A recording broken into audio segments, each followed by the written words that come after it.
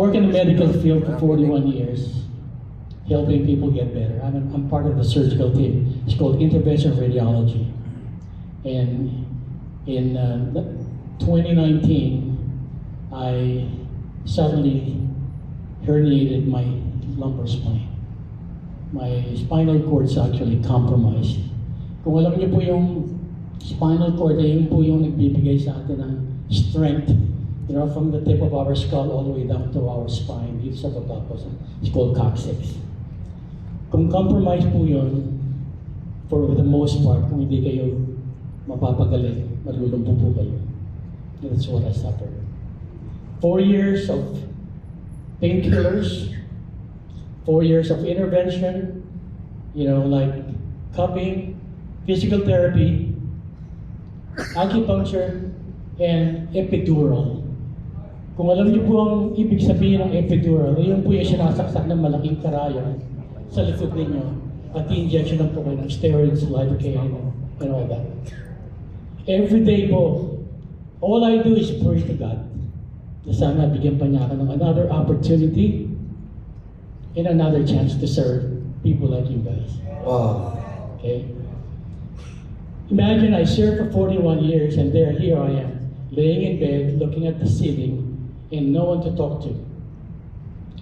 Then after 4 years of all of that, my neuro doctor said, Pete, I can't give you any more medication because your kidney is already compromised. 9.2 po ang aking creatinine level. And sabi niya, there's only 3 things, sabi niya, that can happen after surgery. Either you're gonna be on a wheelchair for the rest of your life, you're gonna be paralyzed, or you may get better. Wala akong magandang option sa mga choices na yun. Pero one thing I know, God is with me. Amen! And I believe when one door opens, or when one door closes, another door will open for you. Yes. Do you agree with me? Yes!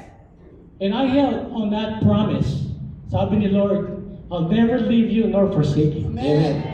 Never fear, I'll fight for you. Amen. I claim that victory. Every day I pray. And sabi ko kay Lord, if this is your will, sabi ko, your will be done. Wala naman tayong magagawa, di po ba? Pero dyan namamatay at the age of 40 or even less. Why?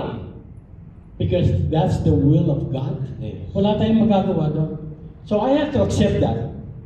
Pero long and behold, dumating po si Tess sa bahay namin, kinatok po kami, and dinala po siya ng kaibigan namin, dinala itong device na to. And I said, you know what, Tess, don't explain anything about the science of that. Sabi ko, just use it. Ginamit sa akin. Okay? I have arthritis, on top of my back pain, I have arthritis, sciatica, hamstring problem, knee problem, frozen shoulder, and plantar fasciitis. It's all interrelated because of the nerve.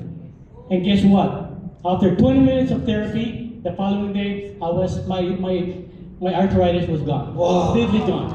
In 4 months, no pain, no medication. I was in Europe about 2 months ago, 13 hours on the plane.